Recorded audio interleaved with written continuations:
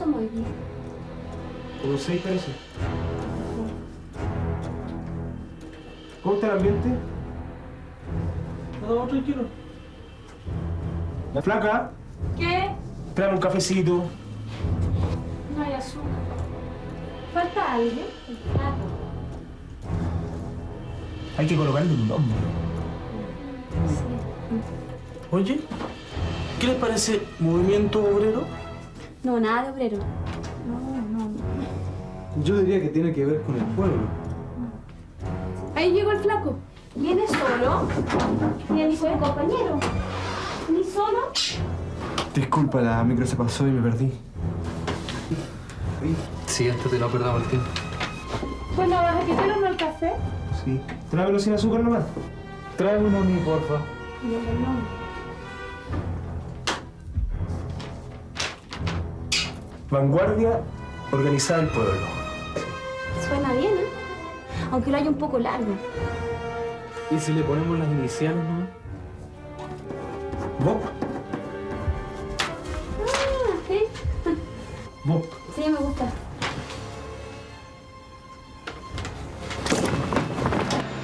¿Te siguieron? ¡Nos siguieron!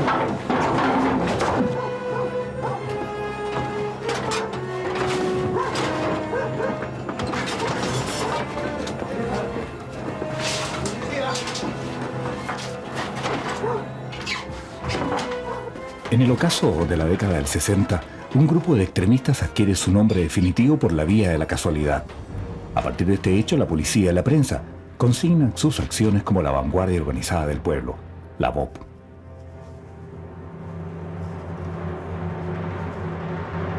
En aquellos años, la presencia norteamericana en la guerra de Vietnam recrudeció los enfrentamientos, y fue así como el conflicto bélico alcanzó su máxima expresión.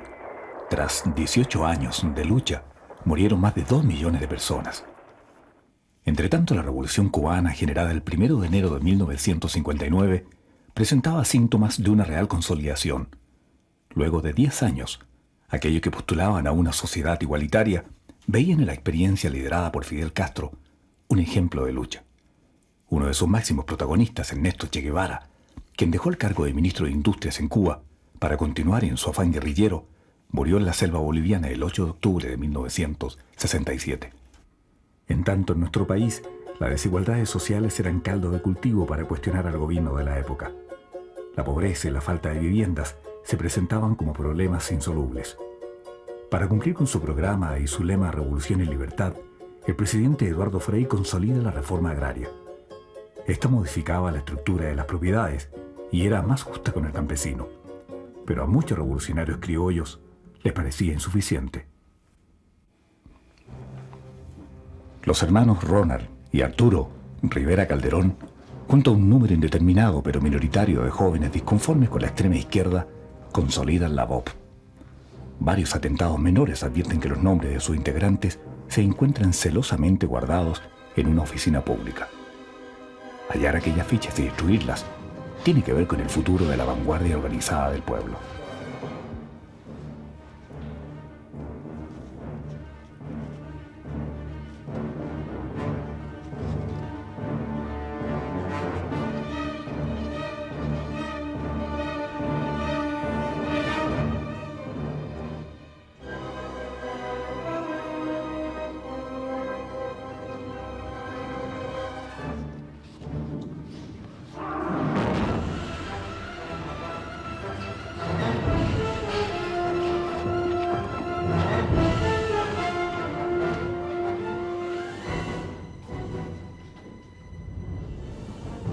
En este asalto, un carabinero que resguardaba el lugar y que estaba a punto de ser dado de baja, Heriberto Salazar Bello, decide incorporarse al grupo. Sus razones fueron aceptadas y a partir de aquel instante fue uno más de la VOP. ¡Abajo! ¡Eso es! ¡Muy bien! ¡Vamos! ¡Sigue, sigue, sigue! En aquellos tiempos, los debates ideológicos de algunos partidos de izquierda dejan en el camino un sinnúmero de organizaciones autocalificadas de revolucionarias. En todas ellas, la lucha armada es la forma de acceder al poder. La VOP no está ajena a estos propósitos, pero sí presenta una diferencia en relación a los otros grupos.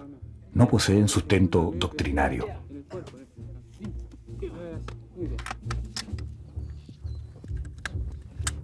Estamos listos. ¿Por qué no viene la Claudia en el Pepe? La Claudia está con examen y el Pepe está en el grupo de propaganda. Oye, te he dicho cuántas veces que al flaco lo necesitamos acá, con todo lo que sabe explosivo. No sé por qué lo tienen allá, weón. No sé, yo esa cuestión la decidís tú. Oye, dile que lo quiero para la reunión del martes, ¿eh? A propósito, tenemos problemas para la reunión del martes. El Jorge dice que la casa está dateada. Lo hacemos en el departamento entonces. Una serie de asaltos sin motivos políticos aparentes inquietan a la policía. Cualquier movimiento extraño de grupos en lugares no habituales hace surgir las sospechas.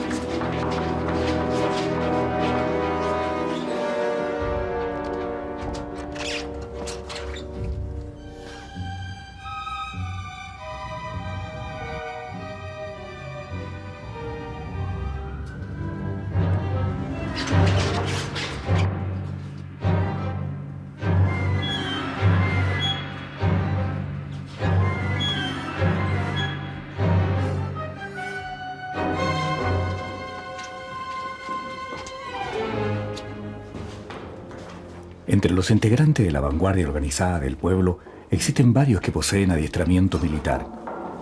Luis Pérez, por ejemplo, cuya chapa política es el Alex, estuvo en 2 ocasiones en campamentos militares cubanos.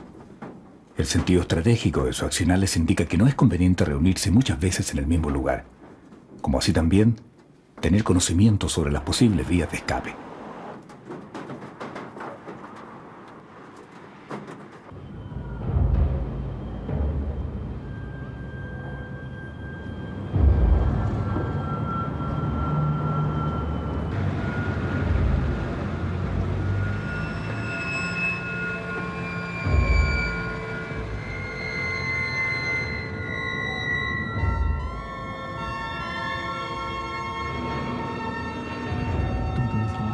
La necesidad de contar con armamento es sin duda una de las prioridades del grupo. Luego de robar un vehículo particular, un pequeño comando de la PO tiene la misión de reducir al carabinero que cuida la residencia del gobernador del departamento, Pedro Aguirre Cerda. Anteriores indagaciones señalaban que el uniformado cumple misión con pistola y subametralladora. Intercepto, bajan ustedes, paran, quitamos el arma. No quitamos, tú te preocupas de hacer el borracho, tranquilo. Ok. Me baja, igual me pasan el cargador. No te preocupes, nosotros nos vamos a cargar.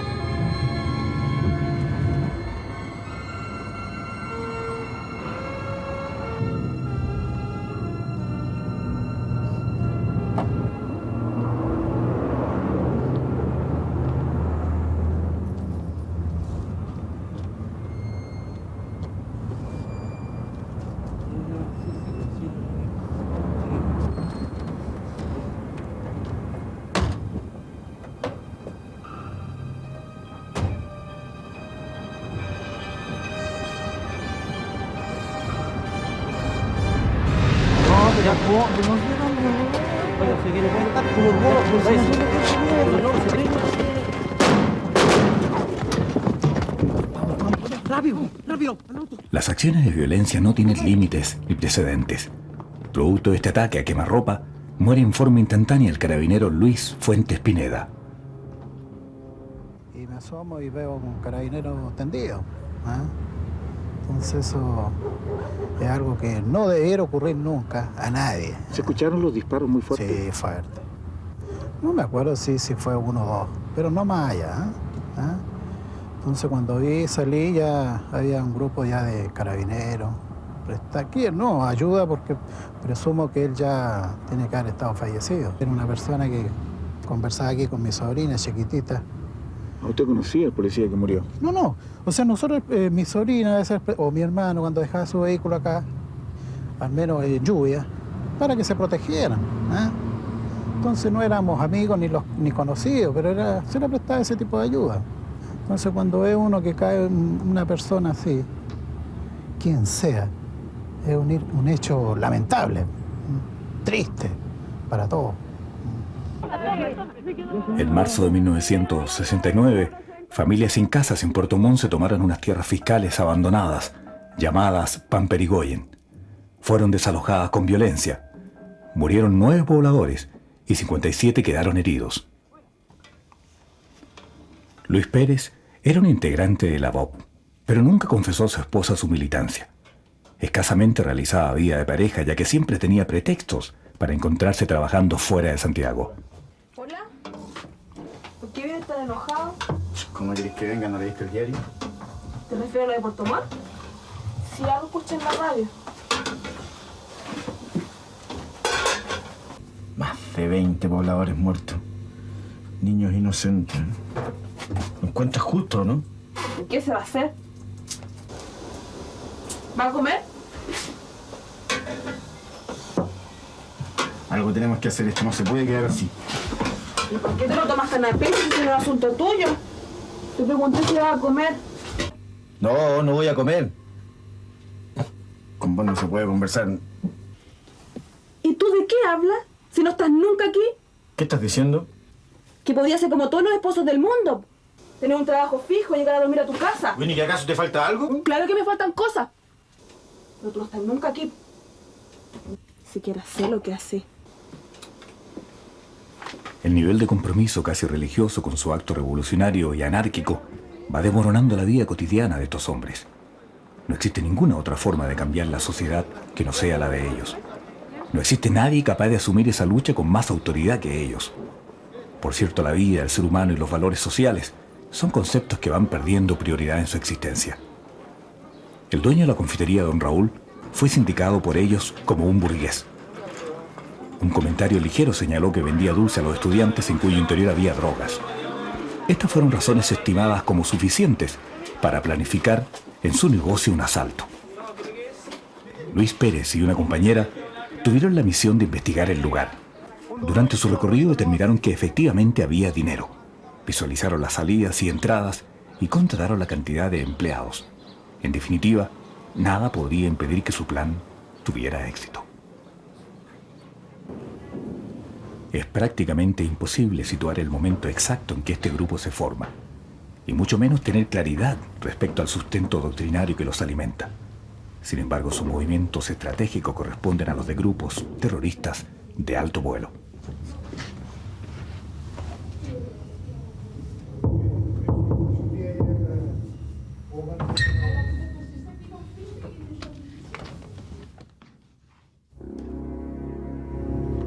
¿Viste el lugar? Está fácil. ¿Y los fierros? ¿Los conseguiste? No, pues eso lo está viendo Lucho. ¿Y vos? ¿Te lo voy a hacer? ¿Tenéis fuego?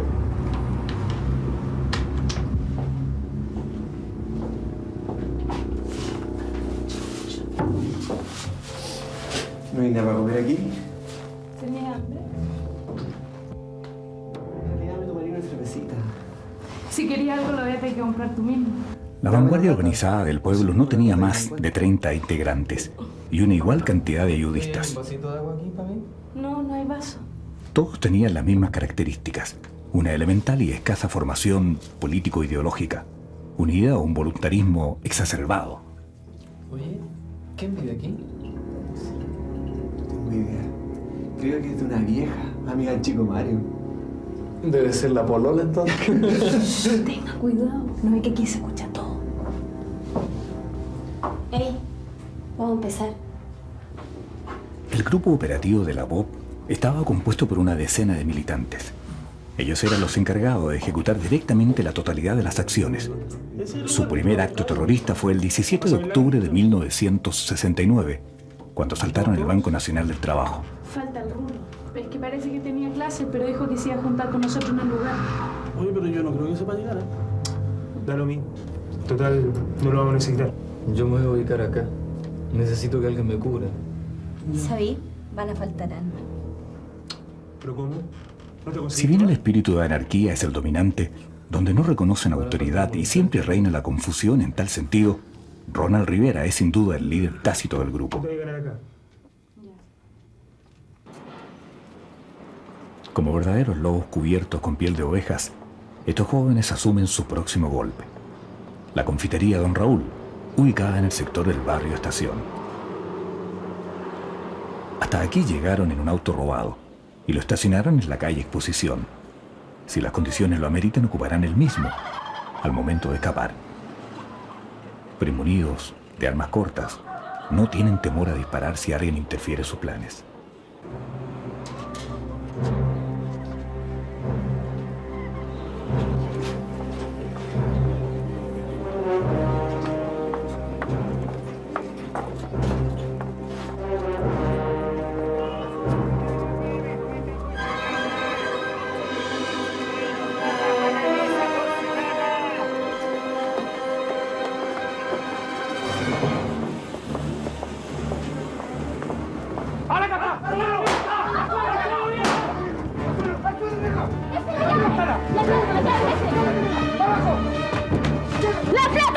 La violencia con que actuaban era casi demencial. El dueño Raúl Méndez, de 33 años, fue ultimado a balazos. Su hermano fue herido de gravedad y se llevaron un botín de 38.000 escudos. Después de 25 años, recogimos el testimonio de su hijo. Crecí con una duda muy grande, ¿el por qué? ¿Por qué él? Un dolor. Es difícil traducirlo, pero cuando se es niño hombre, creces como solo, sin un padre. Es una parte bien dura. Te hacen falta muchas cosas que nadie te las va a enseñar. Las aprendes solo. Pero más que nada el dolor es de pensar, ¿por qué él? ¿Por qué no otro? ¿Por qué tú tienes culpa? Sin tener absolutamente nada que ver en política, en grupos, en nada. ¿Tú supiste qué grupo fue el que atentó contra él? Sí, fue la BOP. Era la vanguardia organizada del pueblo. El por qué nunca lo supe. O sea, lo supe por los panfletos que se encontraron en el lugar donde le dieron muerte, pero explicación no. Nunca la encontré. Bueno, fue un asalto planificado, muy estudiado, con personas que vinieron al local a dibujarlo, a ver los citófonos, los teléfonos que habían. Y después fue todo fríamente calculado, en una hora determinada, pusieron bombas en la esquina y cerraron las cortinas. Estaba todo muy bien estudiado. El asesinato fue premeditado, o sea, venían dispuestos a matar. No había ninguna otra alternativa que no fuera matarlo. Muy alevoso el crimen, 14 disparos, costillas quebradas, cara cortada, golpes sin justificación. Al día posterior, ¿usted tuvo algún antecedente de quiénes habían sido? Sí, porque los panfletos estaban acá en el local, botados en el suelo, y decían los panfletos que la BOT había asesinado al comerciante Raúl Méndez por ser un burgués.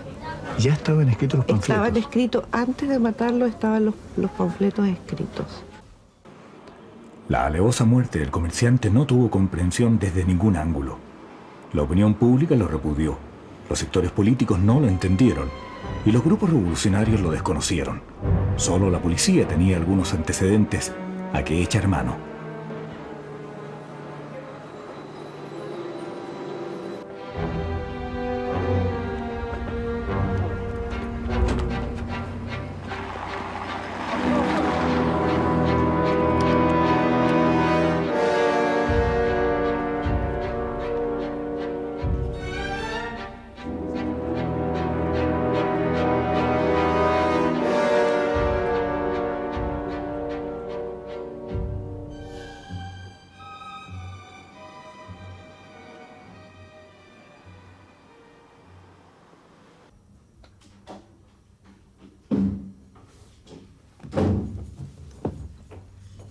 ¿Te vienen siguiendo?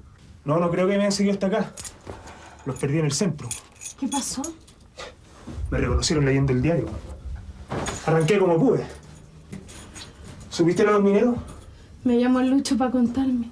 Yo creo que se están pasando con lo de la repre. ¿Estáis sola? Que te desmonté. Yo te lo sirvo. ¿Viste cómo nos trataron en la prensa? Nos tratan de lo peor. Pero luego se van a dar cuenta que somos capaces. ¿Pusiste la tetera? No, se me quitaron las ganas. Oye, además me acordé que tengo una reunión con los cabros de té. Te veo a la noche. Déjame el Clarín para leerlo. En la mesa te lo dejo. Ya. Te veo a la noche, ¿eh? Chao.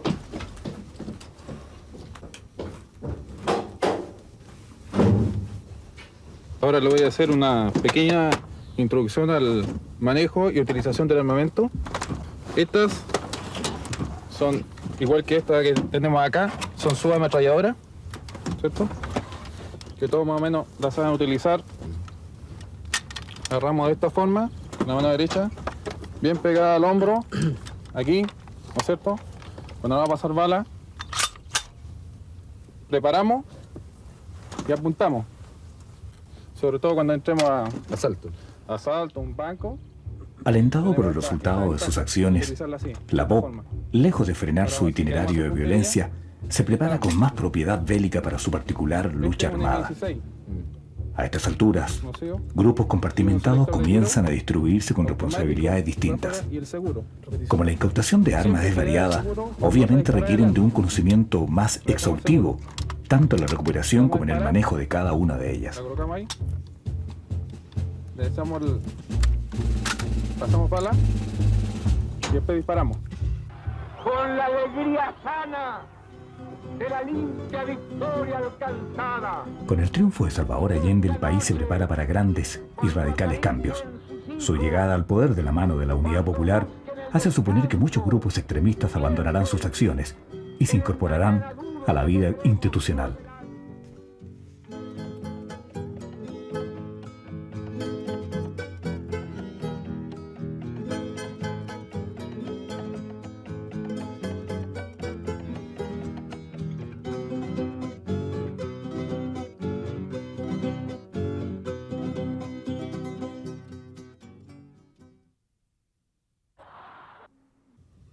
Está difícil la cosa, ¿eh? El triunfo del Chicho nos trae más problemas. Pero es mejor que Alessandri. Oye, con Allende en el poder no significa que haya ganado la revolución. Yo no he dicho eso. Oye, yo creo que vamos a tener que conseguir más recursos. Más armas. Da lo mismo el que esté arriba. Nosotros estamos hechos para otras cosas. Si sube Allende, no cambia nada. Total, en la Unidad Popular son puros reformistas nomás. El triunfo de Salvador Allende no fue por la mayoría absoluta. De modo que la Unidad Popular debe pactar su llegada al poder con la democracia cristiana. Aquí la BOP demuestra su anarquía total y adquiere un perfil de violencia que hace trastabillar a todos los sectores. Tengo información de que el Banco Panamericano recibió dólares del extranjero. Yo creo que ese debiera ser nuestro próximo paso. ¿Les parece? Si bien en su actitud fundamentalista no comparten el triunfo de la izquierda chilena, deciden aceptar el Banco Panamericano porque poseen información que ha llegado dinero del extranjero para conspirar contra Allende.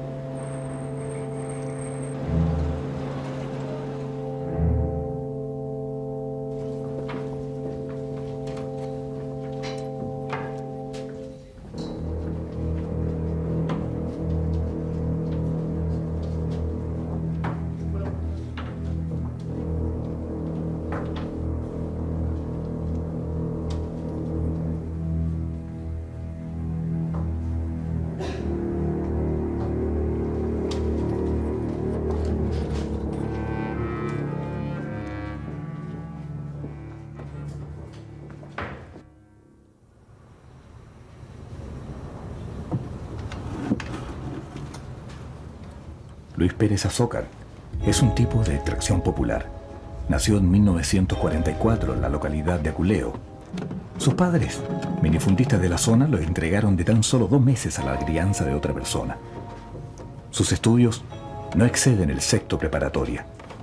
Recién a los 15 años nace su inquietud política y toma contacto con el Partido Socialista. Posteriormente se hace miembro del movimiento de izquierda revolucionaria, MIR. Años después viaja a Bolivia para unirse a las guerrillas. Posteriormente sale con identidad falsa hacia la Argentina, desde donde viaja a Cuba para recibir instrucción militar. Luis Pérez es casado y tiene 2 hijos, pero su opción revolucionaria le impide convertirse en esposo y padre. Junto a todos sus compañeros de la BOP, decidieron marginarse del proceso democrático y pasaron a la clandestinidad. Premonido de este currículum, unido a un desprecio total por la vida, no tiene contradicciones de autocalificarse de terrorista. Así, con estos argumentos, se dirige al próximo asalto. Esta mujer evangélica es vecina de Luis Pérez y cada vez que lo divisa, lo presiona con angustiantes sermones. Por cierto, desconoce su oficio, pero llega a ser obsesiva en su búsqueda. Usted no va a nada bueno. Dios existe para todos, ¿o no lo sabe? Esta es una vieja loca, oiga, ¿hasta cuándo va a andar siguiendo? Dios me ha puesto en su camino. Mire, señor, si no me deja tranquilo, le pego un balazo, ¿me escuchó? No le temo a sus amenazas ni a la muerte. Usted va a morir hoy. ¿Cómo sabe lo que voy a hacer hoy día? Yo hablo con Dios. Usted va a morir. Aún tiene tiempo de arrepentirse. Bueno, si tiene contacto directo con el caballero, dígale que no me maten hoy día. Si estoy vivo mañana, a lo mejor abrazo su causa. Sé que está burlándose, pero él le demostrará su poder. Tome, guárdelo. Algún día le va a servir. Entonces me voy a salvar. Usted vivirá varios años más. Y algún día nos encontraremos.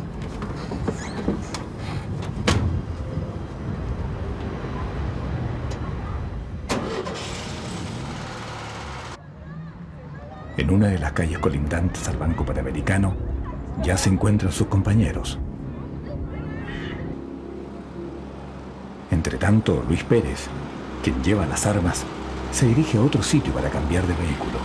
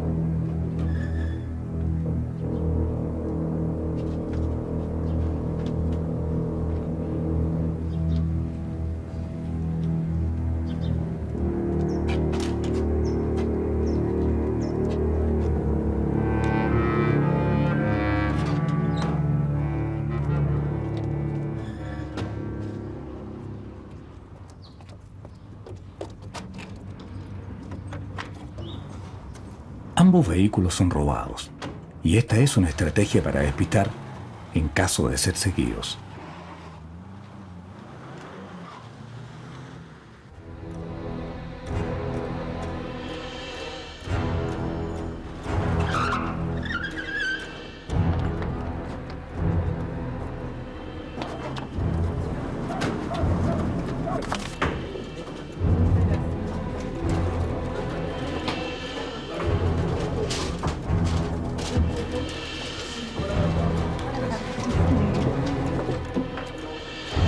Gracias.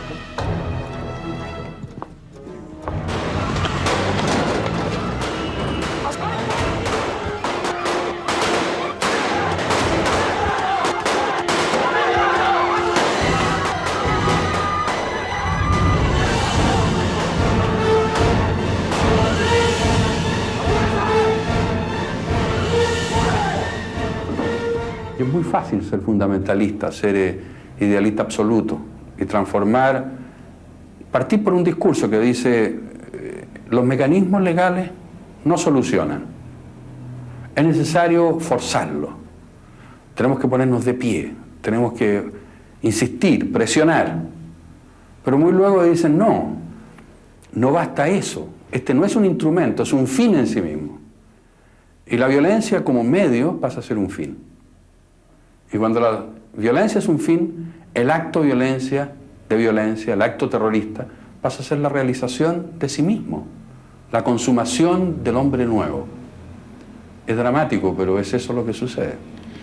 Estos grupos no tienen nada que ver, el grupo de la BOP no tiene nada que ver ni con Cuba, ni con lo que la derecha llamaba en ese entonces la conspiración o el marxismo internacional, o lo que el régimen militar llama marxismo internacional. No, son grupos enteramente desconocidos en su origen, que reclutan de ideología muy confusa, que no tienen un proyecto probablemente tal y que pueden comprar cualquier idea que ande por ahí que les dé un cierto protagonismo. Y la idea de decir, miren, ustedes pueden aquí impedir que haya un acuerdo entre la democracia cristiana, acuerdo que habría sido siempre puntual, digo, nunca de gobierno, entre la democracia cristiana y la Unidad Popular, o ustedes pueden aquí agudizar las contradicciones. Ahora, ¿quién dice que sectores que estaban interesados en eso, que podían venir de las platas que vinieron del extranjero para apoyar la subversión contra Allende, o que podían venir de mismos grupos, apoyos logísticos que podían venir de mismos grupos en Chile? Piensen ustedes que después aparecen grupos terroristas de derecha.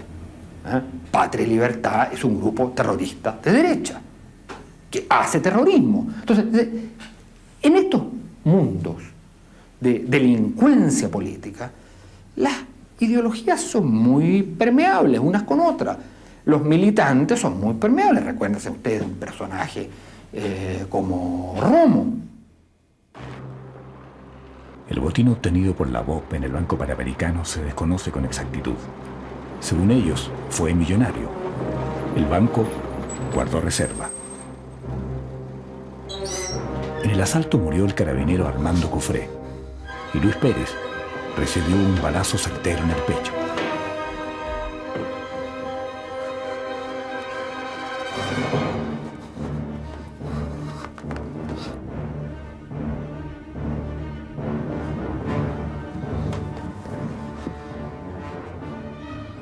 En un acto casi milagroso, este hombre comprobó que la bala directa al corazón había sido detenida por la Biblia que le sirvió de escudo.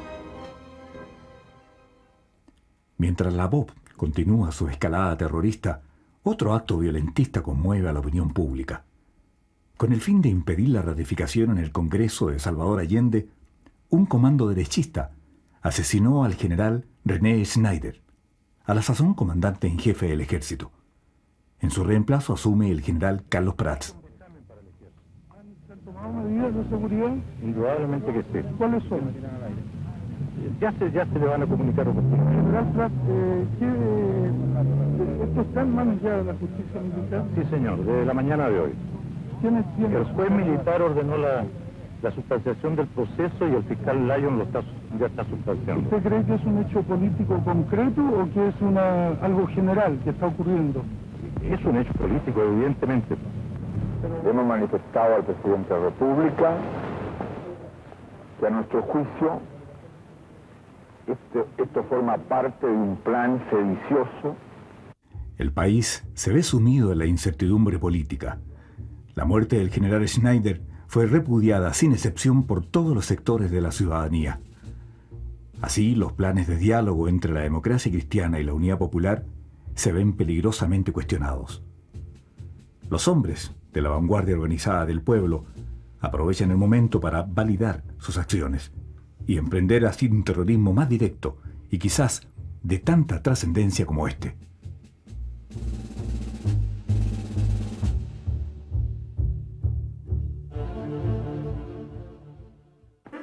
Uno de los cabecillas de la vanguardia organizada del pueblo era sin duda uno de los más violentos del grupo. Su apariencia campesina no dejaba ver el desprecio total y absoluto que tenía por el ser humano. Han pasado más de 25 años desde que era buscado por terrorista. Lo hemos encontrado recorriendo los mismos lugares que le sirvieron de escondite. Su vida actual no le permite tener un paradero fijo y es parte de su misterio. En esta conversación nos confiesa lo brutal de sus acciones y los secretos políticos que jamás se atrevió a develar.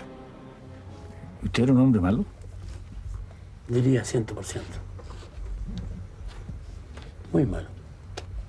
¿Y por qué se definía como malo? ¿Qué capacidad especial tenía usted? Creo que no tenía corazón para nada. No estaba en mí aquello que se gasta en el animal, que ve el cachorro y le hace cariño. No estaba en mí eso. ¿Qué era para usted la muerte? Para mí no era nada, no significaba nada. Estaba todos los días al lado mío, nunca significó nada la muerte. ¿Y matar a una persona? Menos. No había nada, no le digo. No había eso que tiene que haber en las personas, ¿entiendes? Que uno se duele por algo, o se duele porque a alguien le pasó algo. O sea, lo natural no estaba en mí, ¿entiendes? Era, mejor dicho, era fiera, ¿entiendes? Y además que fiera, porque la fiera le hace cariño al cachorro, yo no hacía cariño a nadie, ¿entiendes? Nuestras reuniones siempre eran en una casa que había, ¿no? Y ahí fue donde dimos el primer paso, ¿entiendes? Saliendo del MIR, dimos el primer paso. ¿Pero de qué hablaban? Hablábamos de que había mucha gente en Chile que tenía que morirse, ¿entiendes? En Chile hay mucha gente, por lo claro decíamos, no le voy a decir, ¿no? Pero hay muchos que deben estar muertos ahora. ¿Y ustedes lo decidían ahí? Lo decidíamos ahí. O sea, se reunían para la muerte. Lo reuníamos para eso. Para decidir si esa persona se moría o era necesario que viviera, ¿entiendes? Pero si era por morir, tenía que morirse. ¿Y luego que acordaban una situación de ese tipo, la llevaban a efecto?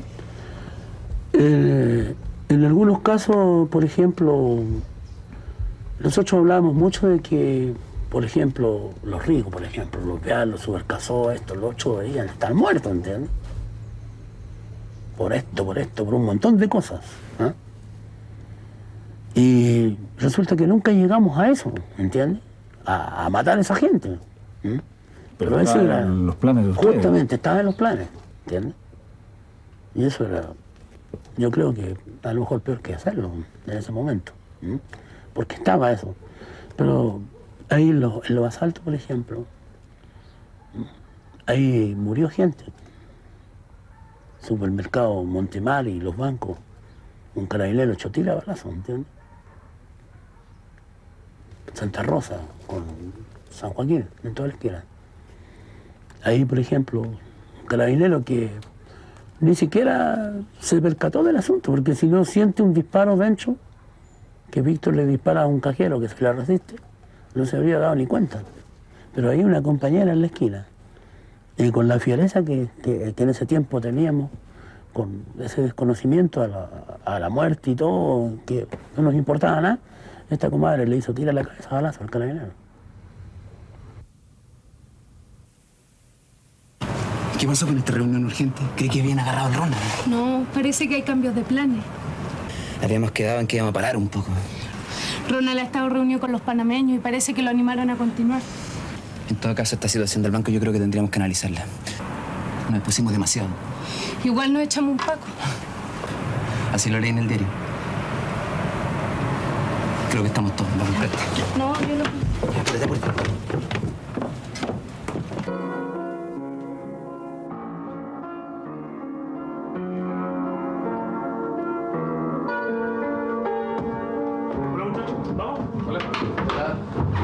Oye, hay cambio de planes. Hola. Hola. Ya. Hola. Vamos rápido, cabrón. Hay cambio de planes. No vamos a parar. Hay movimiento en el gobierno. Tenemos que actuar. ¿En cuál? ¿En el que se queda o en el que se va? En este. Y justamente de eso quiero hablarles. Antes de seguir con la reunión es necesario que el acuerdo que aquí se tome quede en absoluto secreto. Y no hablemos más del asunto. Ni siquiera de nuestras conclusiones. Ni siquiera entre nosotros. Entre nosotros. ¿Por qué tanto misterio? Vamos al grano, ya. Me estoy poniendo nervioso en esta cuestión. En todo caso, yo estoy para cualquier cosa. He tenido contacto con dirigentes de izquierda y no están de acuerdo para nada con los planes que estamos llevando. Yo diría que definitivamente están en contra. Miren, compañeros, Ahora es necesario demostrarles de lo que somos capaces. Nunca ha sido lo contrario. Y eso es lo que le molesta a todo. La Bob ya dejó de ser el hermanito menor y ellos solo saben. Nadie en Chile ha sido capaz de actuar como nosotros. Y yo creo que tenemos que actuar en consecuencia, ¿no? Bueno, vamos al grano. ¿Qué es lo que querís?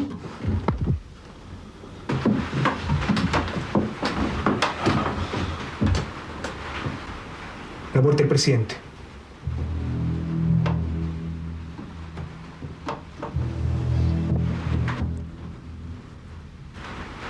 ¿Tiene algún plan? ¿Están de acuerdo? Sí.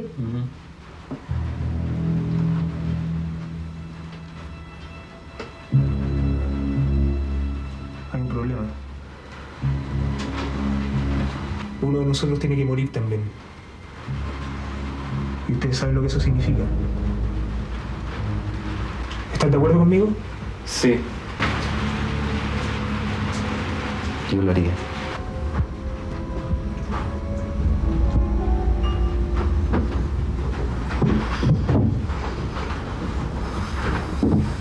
Tú todavía tienes cosas pendientes con tu familia. Déjenmelo a mí. Yo lo voy a hacer.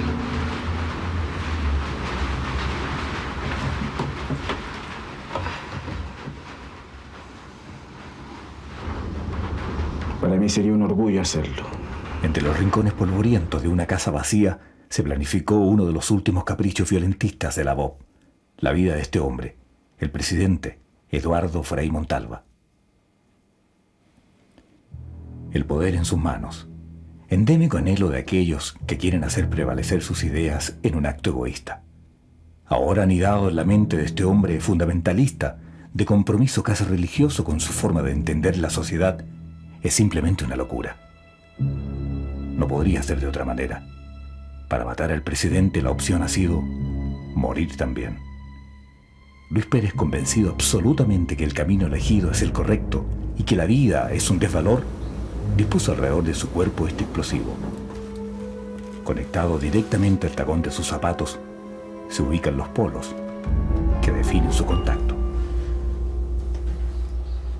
Cuando Luis Pérez se encuentre a solo metros de su objetivo, unirá sus tacones y el artefacto explosivo hará lo propio.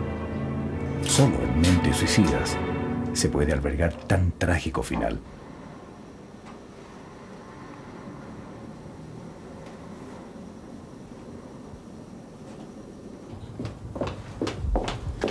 ¿Hola? Hola. Pensé que estabas donde tu mamá. Sí, estoy allá, pero vine a buscar algo de alimento al niño. ¿Y tú no llegas el fin de semana? Vine antes. ¿Estás enfermo? Te noto raro. No. Estoy bien. Te preparo algo de comida y vamos a buscar al niño. No, me tengo que ir. ¿Cómo no te vas a quedar? Ahí te dejé un poco de plata. ¿Y cuándo vuelves? No sé.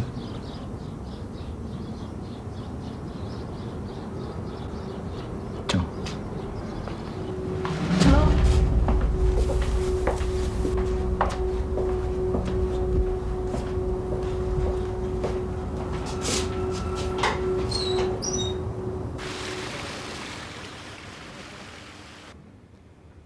En el Palacio de la Moneda, el presidente Eduardo Frei Montalva se dispone, como es habitual, a retirarse rumbo a su casa. Son periodos difíciles para el primer mandatario. Faltan solo días para que cese su gestión, pero una serie de atentados enturbian el ambiente. Entretanto, Luis Pérez llega temprano a esperar su salida. La muerte del general Schneider, la responsabilidad política de sus autores, las cavilaciones propias a la hora del recuento, la continuidad frustrada de la democracia cristiana en el poder, la entrega del mando al primer gobierno socialista elegido en las urnas, su compromiso con el pueblo, los trabajadores y los campesinos. Nada de esto puede importar para este hombre. Son los minutos finales para alguien que cumple una misión suicida y que generó su vida en la anarquía. De acuerdo a lo establecido, el presidente debe salir por la puerta de calle Morandé 80. Regularmente lo hace solo o acompañado de algún ministro. Ya se encuentra en su lugar el vehículo presidencial esperando la orden para recogerlo.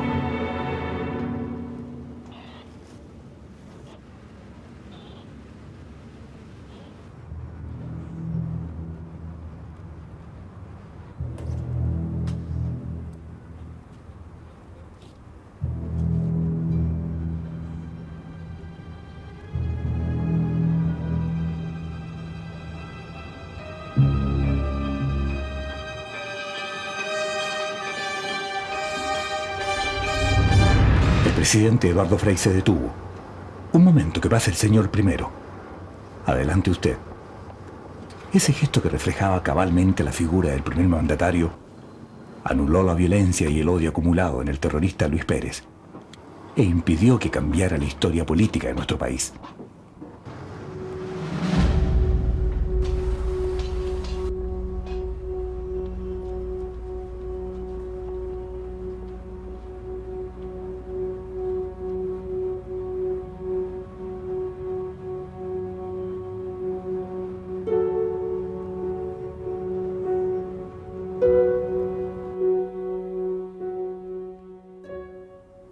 Mire, yo le iba a contar esto hace un día atrás. No se lo conté, dije me lo voy a reservar. No pensaba contárselo.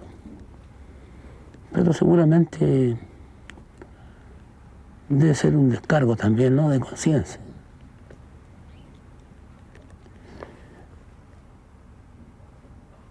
Hay un hecho que me marca ahí, ¿entiendes? O sea, yo recibí la orden de matar a Eduardo Frei. ¿La recibí? Yo tenía la orden de asesinarlo. Y yo lo iba a hacer. Y lo habría hecho. Lo habría hecho, estoy seguro. Recuerdo esa mañana salí por calle Morandé hacia el centro. Esperando la oportunidad. Yo me la iba a jugar con todo. Llevaba 2 bombas de chotil en el cinturón. ¿Qué miedo qué?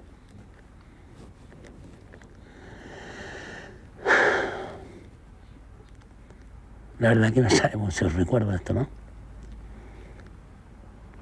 Voy por Morandé, cuando sale el presidente Frei por la puerta que está por este lado. ¿Usted la ubica? La que da para el lado donde estaba Radio Corporación. Sale el presidente, yo voy a pasar y él se para. ¿Entiende? ¿Y sabe lo que me dice? Buenos días. Y yo paso. Y lo miro. Y dije yo, ¿y este hombre tengo que matar?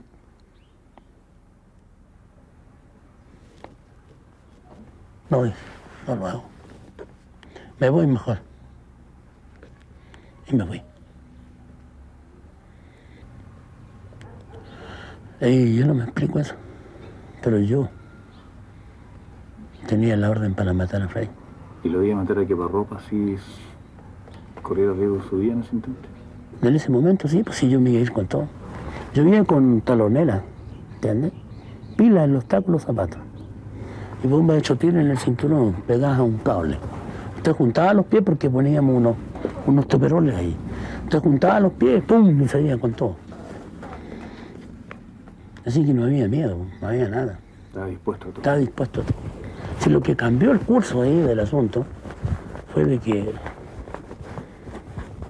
Frei en ese momento, no sé, pero dicen que era algo hecho, yo creo que lo tenía, ¿no? Porque cambió todo en ese momento. Yo pude haberlo hecho al tiro, si lo tuve así como donde está usted. Yo muchas veces acompañé al presidente Frei a pie. Nos salíamos por el lado Morandé, llamado Morandé 80, caminábamos por la Alameda y nos íbamos conversando sobre los problemas de gobierno. Iba seguramente un par o 3 personas de seguridad. Y yo muchas veces también lo pasaba a buscar a su casa en Hindenburg, manejando yo mi auto, o el auto del ministerio. Y él iba acompañándome y nos íbamos juntos, porque habíamos tomado acuerdo de irnos juntos. Pero no iba ni un carabinero, nada. Seguramente iba algún auto detrás. Pero al final ya el gobierno empezamos a sentir una sensación de cierta inseguridad, de que podían darse algunos elementos de atentado. El problema ya con más gravedad no se produjo, yo diría, en el año 70 mismo, cuando ya con motivo de la elección del presidente Allende se produce ese dramático atentado contra el general Schneider, que nos golpeó también brutalmente. Sin perjuicio que ya había habido una serie de actos de violencia más o menos generalizada por el movimiento de izquierda revolucionario principalmente, que había sido el que había marcado más ese tema. Pero no teníamos conciencia, éramos un poco irresponsables de que pudiera haber un acto, un atentado en contra del presidente de la República, ni menos en contra de alguno de nosotros. Habían 2 compañeros, visibles. Llevaba una pistola Browning yo de 22 tiros y una metralleta. ¿Qué pasa?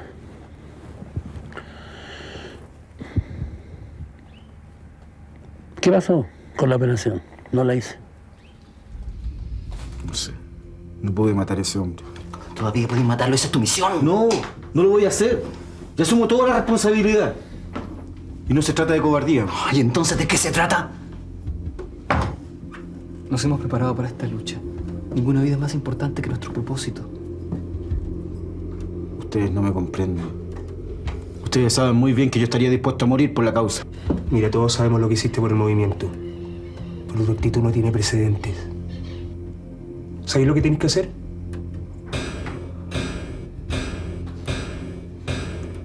¿Ustedes están de acuerdo?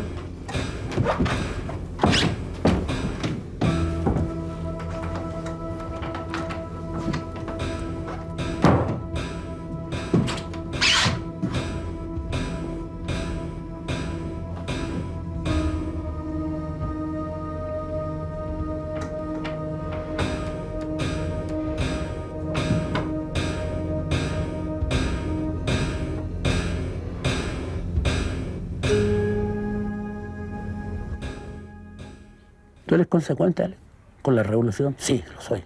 Dame tu alma. Toma. Dame la otra. Toma. Soy consecuente hasta la final, hasta la final. Poní el pellejo con la revolución, lo pongo. Pónelo como hombre ahora. Te vamos a dar una oportunidad. Me pasan una pistola Luger. Nosotros nos vamos, pégate el tiro. No nos da el cuero para matarte, te queremos mucho. Pero tiene que ser así.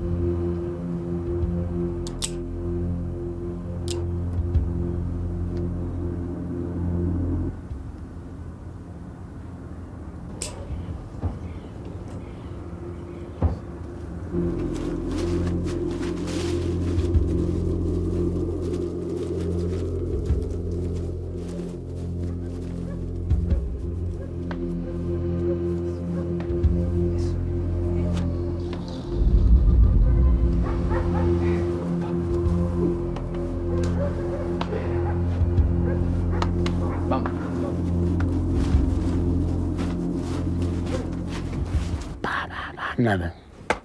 El reviso no tiene cargador, no tiene nada. Me aparecen ellos. Ya entendimos. ¿Qué te la jugáis? Toma, guacho, tu alma ahí está. Hágate tranquilo.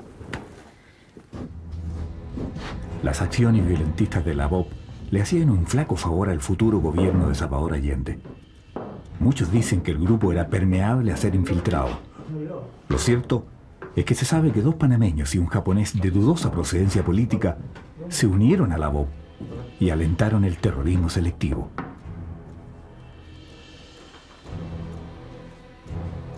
Yo creo que estamos preparados para hacer grandes cosas. En realidad, a esta altura ya nadie duda de nuestra capacidad. Yo quiero que nos tengan miedo. Que de una vez por todas nos respeten. Y para eso tenemos que pasar a una fase superior de la lucha. El ajusticiamiento selectivo. La muerte con nombre y apellido. En la democracia cristiana se postula un acercamiento real con la unidad popular. Ellos entienden que así el partido mantiene vigencia y fundamentalmente pueden tomar decisiones en el gobierno de Allende. A la luz de estos acontecimientos nadie podría pensar en un enfrentamiento. Sin embargo, estos hombres, presos de fanatismo, deciden saciar sus ansias violentistas, incorporando en sus planes de acción nada menos que la muerte del ex ministro de Eduardo Frei Montalva. Edmundo Pérez Sojo.